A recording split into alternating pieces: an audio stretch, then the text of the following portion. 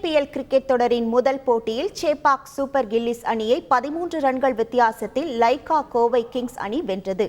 TNPL cricket தொடரின் 8வது season சேலத்தில் கோலாகலமாக தொடங்கியது. தொடரின் முதல் போட்டியில் சேப்பாக் சூப்பர் கில்லிஸ் மற்றும் லைகா கோவை கிங்ஸ் அணிகள் மோதின. இதில் டாஸ் வென்ற Chepauk super gillies captain Baba Aparajith bowling தேர்வு செய்தார். தொடர்ந்து ஆடிய லைகா கோவை கிங்ஸ் அணி 20 ஓவர்களில் 7 விக்கெட் இழப்புக்கு 141 ரன்கள் சேர்த்தது. அதிகபட்சமாக பாலசுப்ரமணியன் சச்சின் 63 ரன்கள் எடுத்தார். சேப்பாக் பவுலர் அபிஷேக் தன்வர் 4 விக்கெட்டுகளை வீழ்த்தினார். 142 ரன்கள் இலக்கை நோக்கி ஆடிய சேப்பாக் சூப்பர் கில்லிஸ் அணி ஆரம்பத்திலேயே விக்கெட்டுகளை இழந்து தடுமாறியது. தொடக்க வீரர் சந்தோஷ்குமார் ரன் ஏதும் எடுக்காமல் ஆட்டமிழந்தார்.